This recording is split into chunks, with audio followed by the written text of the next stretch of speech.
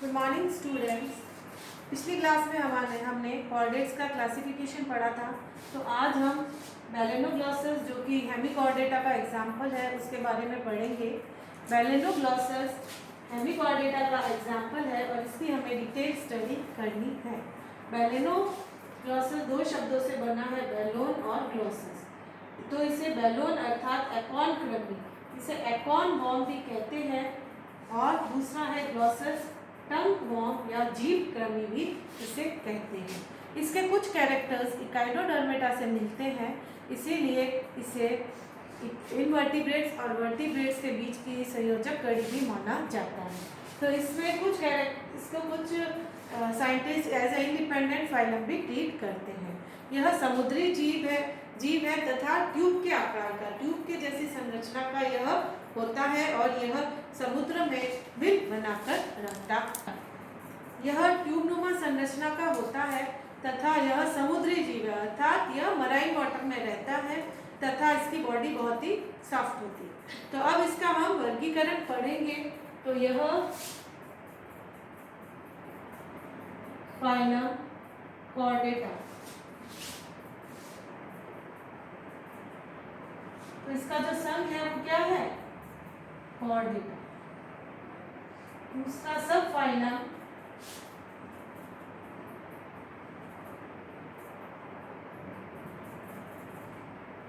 Hemichordata.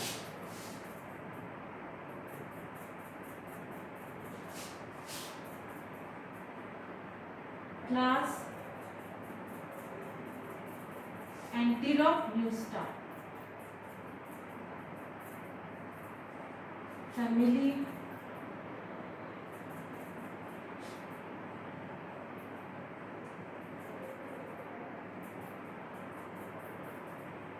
ट्राइकोडेलिडी। Genus Balanoglossus.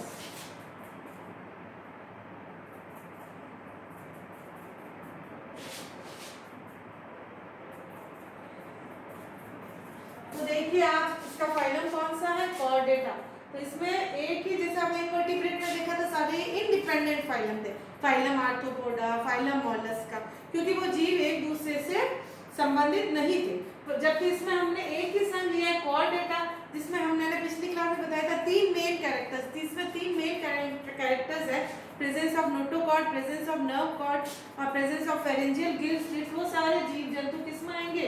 Phylum Chordata में। तो इसका जो नेक्स्ट है उपसंघ क्या है इसका? हेमिकॉर्डेटा। मैंने आपको बताया था प्रोटोकॉर्डेट जो प्रिमिटिव कॉर्डेट्स है उसमें तीन उपसंघ है, हेमिकॉर्डेटा, यूरोकॉर्डेटा और सिफेलोकॉर्डेटा। तो ये किस संघ में आता है? हेमिकॉर्डेटा। मैंने आपको बताया था कि हेमी मींस हाफ, तो इसके हाफ ऑफ द बॉडी तक नोटोकॉर्ड उपस्थित होगी, इसीलिए ये हेमिकॉर्डेटा का एग्जांपल है। नेक्स्ट इसकी क्लास है एंटीरोप्यूस्टा, फैमिली है टाइकोकैरिडी और जीनस बैलेनोग्लॉसस, जीभ क्रमी या एकॉन क्रमी। तो यह जो क्रमी है बैलेनोग्लॉसस, वह समुद्र किनारे छिछली मिट्टी में बिल बनाकर रहता है। यह अपने आगे का जो हिस्सा है प्रोबोसिस या सूंड आकार का, उसके द्वारा बनाता है। यह बाह्य आघातों से बहुत ही कम प्रभावित होता है और बाह्य आघातों से ये बिल के द्वारा इसकी रक्षा होती है। और इसमें बिल में ये इसके ऊपर सीलिया उपस्थित होते हैं जिसके द्वारा यह घूमता रहता है। यह समुद्री मिट्टी वगैरह में उपस्थित डायटम्स, प्रोटोजोन्स आदि का सेवन करता है। यह अपने प्रोबोसिस से जो ये बिल बनाता है उसकी जो ओपनिंग है आप देख लीजिए, यह ओपनिंग फनल आकार की कीपनुमा संरचना, कीपनुमा। और जो इसका पिछला हिस्सा है वह एकदम रॉड शेप है और इसको यह अपने वेस्ट प्रोडक्ट के द्वारा बंद कर देता है। वेस्ट प्रोडक्ट के द्वारा ये जो अपना पिछला हिस्सा है इसको बिल का उसको सील कर देता है और इसमें यह सीलिया के द्वारा आराम से घूमता है। इसमें नर व मादा अलग अलग होते हैं, एक लिंगी होते हैं, नर व मादा अलग अलग, व यह अलग अलग बिलों में रहते हैं। यह अपने अंडे जल में प्रवाहित कर देते हैं और इसका जो लार्वा होता है उसे कॉर्नेलिया लार्वा कहते हैं। क्या कहते हैं? इसके इसके लार्वा को? टॉर्नेरिया। तो आपके 1 नंबर का क्वेश्चन आ सकता है कि टॉर्नेरिया लार्वा किसका एग्जाम्पल है, और इसमें पुनरुद्भवन की भी क्षमता पाई जाती है, रीजनरेशन। अगर कोई पार्ट टूट जाए तो वह पार्ट वापस से बन जाता है। मेलेनोग्लॉसस का शरीर कोमल, लंबा व बेलनाकार होता है, वह इसमें सेगमेंट्स अनुपस्थित होते हैं। इसमें द्विपार्श्व सममिति बाइलैटरली डिवीजन पाए जाते हैं। इसका शरीर 3 भागों में आप देख लीजिए जैसे कि विभाजित है। पहला है प्रोबोसिस या सुंड, प्रोबोसिस, दूसरा है कॉलर और तीसरा है ट्रंक। यह बाइलैटरली सिमेट्रिकल है तथा इसमें 3 विभाजन प्रोबोसिस, कॉलर व ट्रंक पाए जाते हैं। तो फर्स्ट हम देखेंगे प्रोबोसिस। जो प्रोबोसिस संरचना है वो ट्रायंगुलर शेप की होती है और यह बाह्य वातावरण से कांटेक्ट इसका प्रोबोसिस छिद्र या प्रोबोसिस पोर के द्वारा यह बाह्य वातावरण के संपर्क में रहता है। नीचे की तरफ इसमें प्रोबोसिस स्टॉक पाई जाती है। इस प्रोबोसिस स्टॉक यह सीलिया के द्वारा ढकी रहती है और यह क्या कार्य करती है?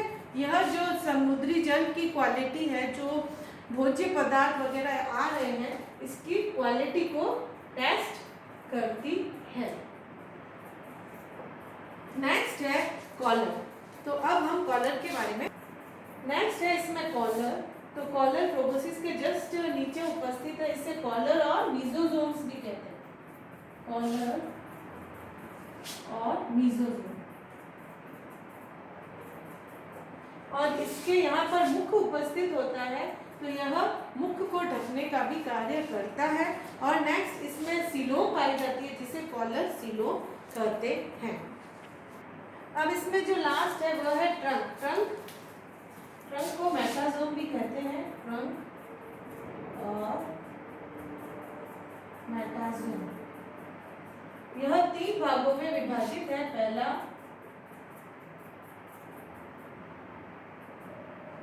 ब्रैंकियो जेनाइटल रीजन, दूसरा है हिपैटिक रीजन और तीसरा है पोस्ट हिपैटिक रीजन। तो यह ट्रंक और मेटाजोम 3 भागों में विभाजित है, जैसा कि आप देख लीजिए, ब्रैंकियोजेनाइटल रीजन, हिपैटिक रीजन और पोस्ट हिपैटिक रीजन।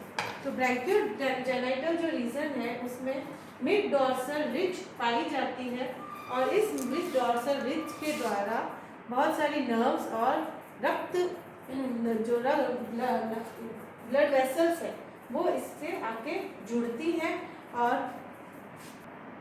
तो ब्रैंकियोजेनाइटल रीजन में जननांग उपस्थित होते हैं तथा इसमें बहुत सारे गिल छिद्र भी पाए जाते हैं और इसमें जो जेनाइटल रिंग्स होती है वह गिल छिद्रों को ढक लेती है। तो ब्रैंकियोजेनाइटल रीजन में क्या पाए जाएंगे? जेनाइटल ऑर्गन, जेनाइटल रिंग्स, वलित संरचना तथा गिल्स छिद्र।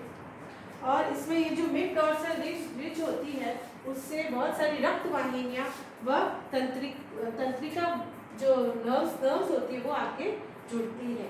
नेक्स्ट है अपना हिपैटिक रीजन। यह हिपैटिक रीजन ब्रैंकियोजेनाइटल रीजन से आकार में छोटा होता है। यह हिपैटिक रीजन ब्रैंकियोजेनाइटल रीजन से आकार में छोटा होता है और इसमें बहुत सारे हिपैटिक सिक्का उपस्थित होते हैं।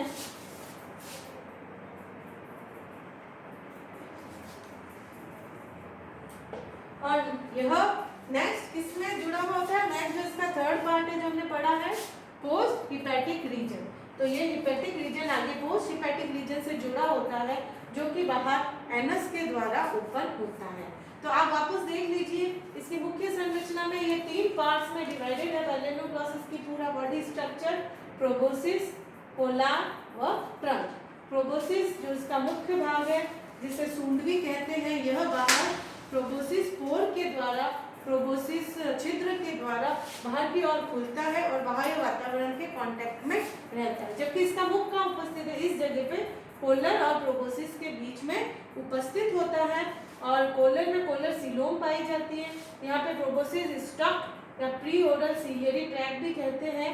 यह क्या करता है, यह जो वाटर या जो भी भोज्य पदार्थ आ रहे हैं समुद्र के द्वारा जो यह ग्रहण करता है उसकी क्वालिटी को चेक करता है, चेक द क्वालिटी। नेक्स्ट इसका थर्ड पार्ट है ट्रंक, जिसे मेटाजोम भी कहते हैं। ट्रंक और मेटाजोम यह 3 भागों में डिवाइडेड है, ब्रैंकियोजेनिटल रीजन, हिपैटिक रीजन व पोस्ट हिपैटिक रीजन। तो ब्रैंकियोजेनिटल रीजन में क्या भाग उपस्थित है, मिड डॉर्सल रिज, जिससे बहुत सारे नर्व्स तथा ब्लड वेसल्स रक्त वाहिनियां आकर जुड़ती हैं। नेक्स्ट है हिपैटिक रीजन, जो कि ब्रैंकियोजेनिटल रीजन से छोटा होता है यहाँ, और ब्रैंकियोजेनिटल रीजन में गिल्स की भी उपस्थिति होती है। थर्ड पार्ट है पोस्ट हिपैटिक रीजन, जो कि बाहर एनस के द्वारा बाहर के वातावरण में खुलता है। तो हमने आज ये इसकी पूरी संरचना का अध्ययन किया। नेक्स्ट हमने ये भी देखा कि ये कहाँ पर रहते हैं, यह समुद्र किनारे बिल बनाकर रहते हैं। और आप देख ही रहे हो इसकी संरचना कैसी बेलनाकार है, और इसे इन बिलों को बाह्य आघातों से रक्षा यह बिल जो होते हैं वो प्रोवाइड करते हैं। बिल फनल आकार के होते हैं तथा इसका जो वर्गीकरण है हमने देखा कि यह हेमिकॉर्डेटा में आता है, जो कि इन वर्टिब्रेट्स और वर्टिब्रेट के बीच की संयोजक कड़ी मानी गई है। Thank you.